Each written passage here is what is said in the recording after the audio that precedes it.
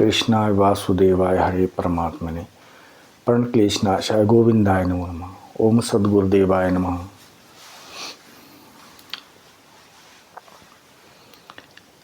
ब्रह्मांड विज्ञान के इस चौथे अंक में एक बार फिर आपका स्वागत है।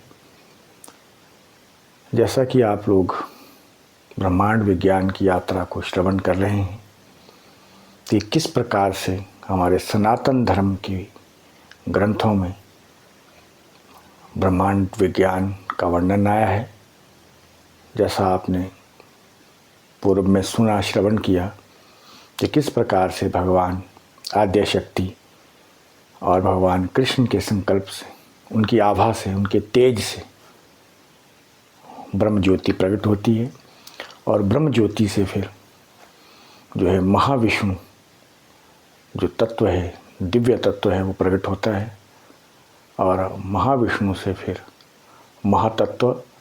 महातत्व से फिर जो है 5 तत्व प्रकट होते हैं, आकाश, वायु, अग्नि, जल और पृथ्वी। और इस प्रकार से विराट इसका घेरा बनते हुए इसके बीच में फिर महाविष्णु ऐसे कई ब्रह्मांडों की रचना करते हैं और उन्हीं ब्रह्मांडों में एक हमारा ब्रह्मांड है जिसकी हम चर्चा कर रहे हैं। तो मार्कंडेय पुराण के अंतर्गत, विष्णु पुराण और स्कंद पुराण के अंतर्गत हम चर्चा कर रहे हैं। तो अभी तक आपने सुना कि किस प्रकार से भूमंडल है, हमारे ब्रह्मांड का भूमंडल में 7 द्वीप और 7 समुद्र हैं।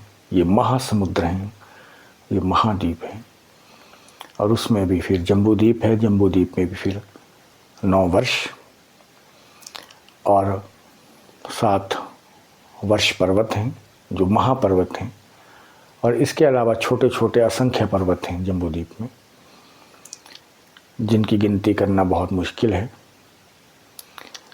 तो 7 पर्वत, 7 वर्ष और उसमें रहने वाले देवता, भगवान जिसकी आराधना वहाँ के राजा और प्रजा करती हैं। कल तक हमने सुना कि जम्बूद्वीप में 9 वर्षों में कौन कौन से भगवान के स्वरूप हैं और उनके भक्त वहाँ आराधना करते हैं। तो उसमें पहला भारतवर्ष है जिसमें नर नारायण भगवान की उपासना होती है और फिर किम पुरुष वर्ष है जिसमें भगवान श्री राम, जानकी जी, लक्ष्मण, शत्रुघ्न, भरत, इनके स्वरूप की वहाँ पर आराधना करते हैं भगवान हनुमान जी। और हनुमान जी के कई अन्य जो साथी हैं वो सभी लोग वहाँ जो है किम पुरुष वर्ष में पूरी प्रजा उनकी आराधना करती है श्री राम जी के स्वरूप की। हनुमान जी चिरंजीवी है।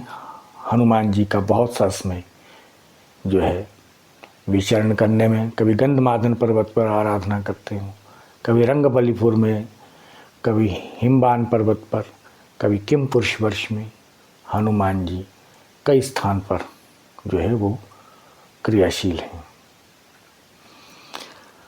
और उसके बाद आपने कल सुना था कि हरिवर्ष में नरसिंह भगवान के स्वरूप की आराधना प्रहलाद जी करते हैं और उसके बाद फिर अगला वर्ष हमने बात बताया था कि वो इलावर्त वर्ष है।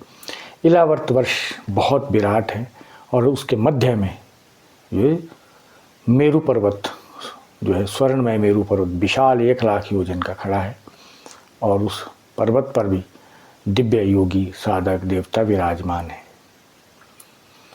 तो उस इलावर्त वर्ष में भगवान संकर्षण अनंत शेषा की आराधना, भगवान शंकर जी जो है सभी देवताओं के साथ, गणों के साथ वहाँ पर उनकी आराधना करते हैं। इलावर्त वर्ष में भी कई दिव्य पर्वत हैं।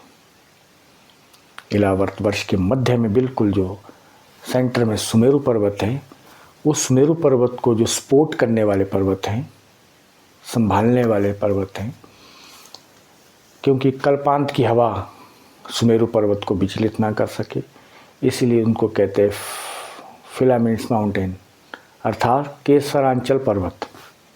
वो 20 हैं, उनकी संख्या पुराणों में बताई हो 20 हैं, जो सुमेरु पर्वत के इर्द गिर्द बिल्कुल स्थिर खड़े हैं वो, तो 20 पर्वत हैं, उस पर भी कई सिद्ध योगी महापुरुष और देवता विराजमान हैं और आराधना करते हैं भगवान की। वो जो 20 जो सुमेरु पर्वत के आसपास पर्वत हैं वो बहुत ही तीखे हैं और उनके जो शिखर हैं वो बहुत ही तीक्ष्ण हैं। तो उनकी भी चर्चा करेंगे अगले अंक में कि उनके नाम क्या क्या है। और इलावर्त वर्ष में उनसे नीचे के और भी पर्वत हैं, उनमें मंदर पर्वत है, मेरु मंदर है, सुबार्शर है, माल्यवान है। इस प्रकार से वो जो 4 पर्वत है वो बिल्कुल सटे हुए हैं सुमेरु पर्वत के साथ में, स्तंभ रूप में जो है सहयोगी हैं। एक वो भी सपोर्ट का काम करते हैं।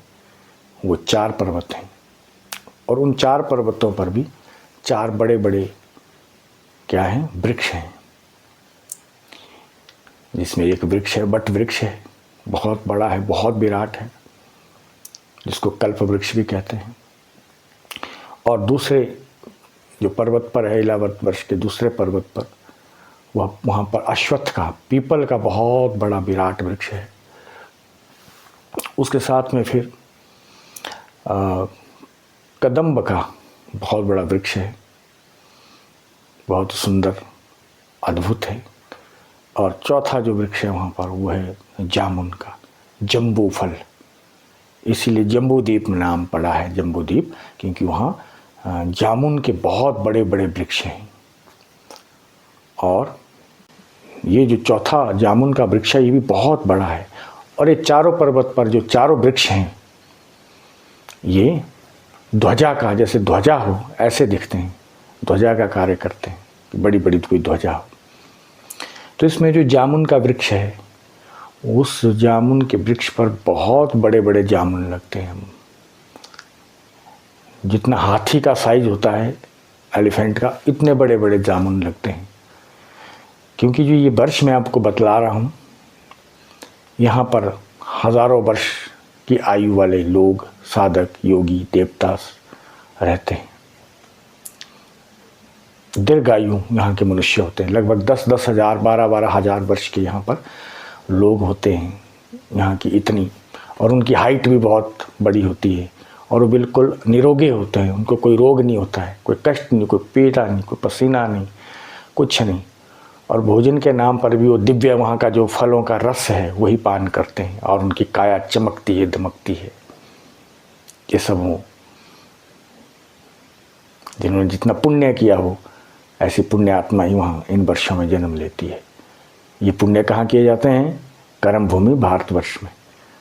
तो भरत क्षेत्र में, भारतवर्ष में जब हम साधना, भजन, दान, पुण्य करते हैं, तब हमारा अगला जन्म वहाँ होता है, उन वर्षों में, जिन वर्षों की हम बात करें, जहाँ हज़ारों वर्ष की आयु प्राप्त निरोगी काया वाले मनुष्य रहते हैं। और वो बहुत चेतनावान होते हैं, बहुत एडवांस हैं वहाँ की टेक्नोलॉजी। तो इस प्रकार से वो जो जामुन है हाथी के आकार का, ऐसे कई जामुन लगते हैं पेड़ पर और वो गिरते हैं, जब पक जाते हैं तो उनसे जो एक रस निकलता है, जामुन के अंदर से पक के एक रस निकलता है। उस रस की एक नदी बनती है। वो नदी जो है पूरे इलावर्त वर्ष के उस सुमेरु पर्वत की प्रदक्षिणा करती है। और वहाँ के जो लोग हैं इलावर्त वर्ष के, वो महापुरुष हैं, वो देवता हैं, वो उस रस का पान करते हैं और उनसे उनके अंदर दिव्यता आती है। कायाकल्प एक किस्म से होता है। और फिर उसी रस का के जो जब सॉलिड हो जाता है तो जम्बू नद स्वर्ण बनता है और उस स्वर्ण के वहाँ के देवी देवता, साधक लोग उसको, मनुष्य लोग, प्रजा लोग उसको धारण करते हैं, उसके आभूषण बनाते हैं। तो ऐसा है इलावर्त वर्ष में। वहाँ भगवान शंकर जी भगवान अनंत शेषा की आराधना करते हैं, उनके स्वरूप की। तो इलावर्त वर्ष में इसी प्रकार से, जैसे मैंने बताया कि सुमेरु पर्वत है, उसके बाहर उसके सहयोगी 20 पर्वत है जो उसको थामे रहते हैं। फिर नीचे 4 पर्वत हैं जिनका मैंने पहले नाम लिया।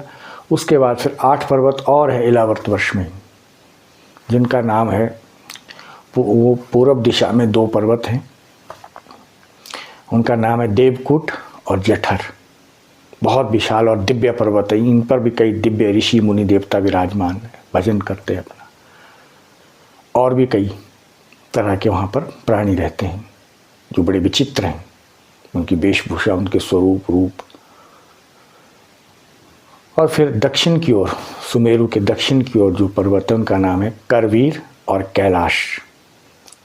वो दिव्य कैलाश है, अलौकिक कैलाश पर्वत है। और करवीर भी बहुत दिव्य पर्वत है, वहाँ भी कई सिद्ध योगी मुनि विराजमान है। तो वो भी दिव्य कैलाश और बहुत विशाल है। एक कैलाश पर्वत हमारे यहाँ भी है, तिब्बत चाइना में, वह कैलाश भी महान है। लेकिन वो जो है अभौतिक सत्ता वाला कैलाश है, दिव्य कैलाश है, वो भी, उसकी भी बहुत विराटता है, बहुत महिमा है। वहाँ भी भगवान शंकर और पार्वती के स्वरूप विराजमान है, उनके गण वहाँ रहते हैं। फिर जो है पश्चिम दिशा की ओर, सुमेरु पर्वत के पश्चिम दिशा की ओर, वहाँ भी एक दिव्य और अलौकिक 2 पर्वत है, उनका नाम है पवन और पारियात्र करके। उन पर भी कई सिद्ध देवता, यक्ष, गंधर्व विराजमान रहते हैं और अपना क्रियाशील रहते हैं, भजन करते हैं। उसके बाद फिर सुमेरु पर्वत के उत्तर भाग में फिर 2 पर्वत हैं, वहीं इलावर्त वर्ष में ही, जिनके नाम है त्रिशृंगवान और सुपार्श्व। तो इस प्रकार से ये वहाँ पर ये पर्वत हैं। तो इलावर्त वर्ष के साथ में ही केतुमाल वर्ष और भद्राश्व वर्ष के बीच में बहुत बड़े बड़े पर्वत हैं, बहुत ऊंचे और चौड़े और लंबे और दिव्य पर्वत हैं। उनमें एक का नाम है माल्यवान पर्वत, दूसरे का है गंधमादन पर्वत। और गंधमादन पर्वत पर भी कई सिद्ध महात्मा ऋषि मुनि विराजमान हैं और भजन करते हैं। और हनुमान जी वहाँ पर विचरण करते हैं। कई योगी जन, कई सिद्ध जन, कई ब्रह्म ऋषि लोग वहाँ भजन करते हैं। और माल्यवान पर्वत पर भी कई सिद्ध गंधर्व यक्ष विचरण करते हैं। तो इस प्रकार से मैंने आपको इलावर्त वर्ष का संक्षिप्त जानकारी दी है। ये महापर्वत है, ये मुख्य पर्वत है, दिव्य पर्वत है। यहाँ पर कई प्रकार की जड़ी बूटियाँ चमकती हैं, कई प्रकार के वृक्ष हैं, लता है, पता है, अलौकिक वृक्ष हैं, अलौकिक शक्तियाँ वहाँ पर हैं। कई प्रकार की देवियाँ, योगिनियाँ वहाँ पर साधनारत हैं। और वहाँ भी प्रजा है, वहाँ के राजा महादेव हैं और पार्वती मैया का भी वहाँ स्वरूप है। और वहाँ पर महादेव अपनी कई करोड़ों करोड़ों गणों और गणिकाओं के साथ विराजमान है, ऐसा पुराणों में वर्णन है। तो इस प्रकार से फिर उस इलावर्त वर्ष में कई दिव्य नदियाँ हैं, कई दिव्य सरोवर भी हैं। 4 प्रकार के सरोवर इलावर्त वर्ष में, वो 4 वृक्ष के साथ ही है। उनके सरोवरों के, वो दिव्य सरोवर है, बहुत लंबे चौड़े हैं और बिल्कुल निर्मल है, क्योंकि वहाँ बारिश तो होती नहीं है। क्योंकि बारिश, ऋतुएं, ये सारा का सारा प्रोसेस हमारे इस भारतवर्ष में, इस आर्यखंड में, इस पृथ्वी पर, इस सुदर्शन द्वीप में है। वहाँ ये सब नहीं होता है। वहाँ केवल जल स्रोत निर्मल है, अमल है। तो ये 4 सरोवर है, उनमें मुझे याद है मानसरोवर भी एक सरोवर वहाँ पर, मानसर बोलते हैं उसको। तो वो भी बहुत बड़ा है, बहुत। उसी मानसरोवर का ये स्वरूप भी, ये मानसरोवर भी हमारे वाला, जो हमारी पृथ्वी में जो मानसरोवर है उत्तर हिमालय, चाइना, तिब्बत में, वो भी उसी का ही अंश है। तो इस प्रकार से इलावर्त वर्ष में 4 दिव्य सरोवर हैं महाराज जी, जिनमें मुझे एक का नाम याद है, 3 का नाम मुझे याद नहीं है, और समय लगा तो उनका भी कभी नाम आपको बतलाएंगे। तो वहाँ दिव्य प्रजा है, दिव्य मनुष्य हैं, दिव्य सिद्ध हैं, दिव्य ऋषि हैं और दिव्य कन्याएं हैं। वहाँ कई प्रकार की जो है फूल भी हैं, कई प्रकार के पुष्प हैं जो मुरझाते नहीं हैं कभी। तो इस प्रकार से आज मैंने इलावर्त वर्ष की संक्षिप्त जानकारी दी। कल हम इलावर्त वर्ष के साथ ही जो केतुमाल वर्ष है वहाँ किस देवता की आराधना होती है, किस भगवान की, और वहीं भद्रासव वर्ष जो है उसके पार्श्व में वहाँ किसकी आराधना करते हैं प्रजा और वहाँ के राजा, उसकी जानकारी कल देंगे। और उसके बाद फिर रम्यक वर्ष है, उसके बाद हिरण्यमय वर्ष है, फिर उत्तर कुरु वर्ष है। तो इस प्रकार से हमारे जम्बूद्वीप भूमंडल पर ये 9 वर्ष है। तो बाकी की जानकारी आपको कल देंगे। आज इतना ही। जय सद्गुरुदेव। ओम निखिलम।